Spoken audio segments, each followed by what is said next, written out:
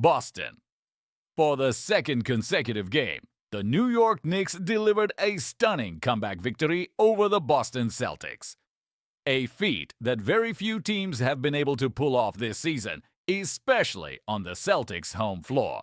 Just like in Game 1, the Knicks found themselves trailing by a large margin, but they refused to give up. With strong defense, smart decisions, and clutch plays in the final minutes, New York once again turned the game around, and now hold a commanding 2-0 lead in the Eastern Conference Semifinals.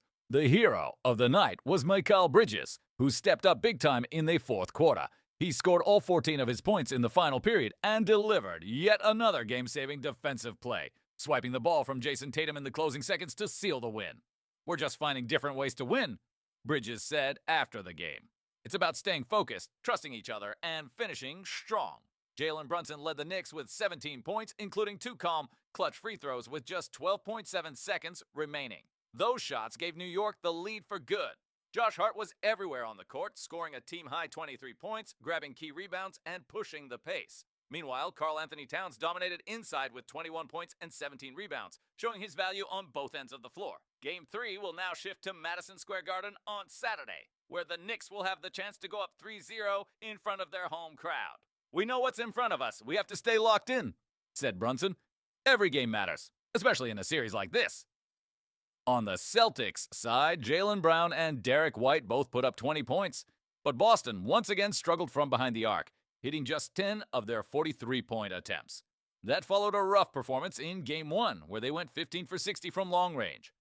Jason Tatum, Boston's star forward, couldn't find his rhythm. He finished with just 13 points on 5 of 19 shooting and was effectively shut down in the fourth quarter by New York's aggressive defense. The Celtics went scoreless from the field for over 8 straight minutes, missing 13 consecutive shots during a critical stretch of the game.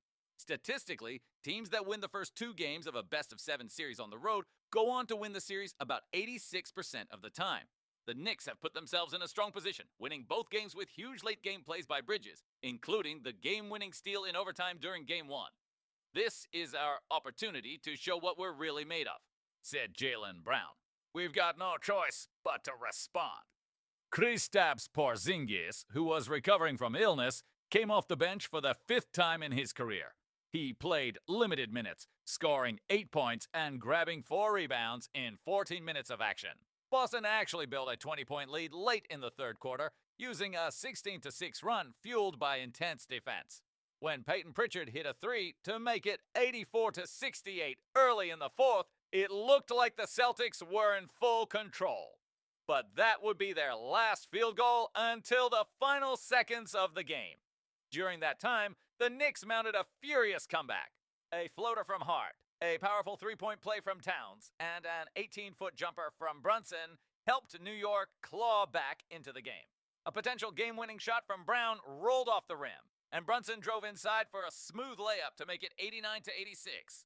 Tatum responded with 2 free throws, and after a Knicks miss, he pushed the ball up the court and dunked over Mitchell Robinson to give Boston a 1-point lead. But the Knicks didn't panic. Brunson was fouled and sank both free throws with confidence to put New York ahead again. On the Celtics' final possession, Bridges anticipated Tatum's move, reached in, and stole the ball, ending the game in dramatic fashion. "We're heading home knowing there's still another level we can reach," said Hart. "Honestly, I don't even think we've seen our full potential yet." And once again, Mikal Bridges rose to the moment. All of his points came when the Knicks needed him most, and his ability to shut down the opposing team's star player in the final moments makes him the standout of the series so far. Back-to-back game-winning steals in Games 1 and 2 have earned him the title of early MVP in this hard-fought playoff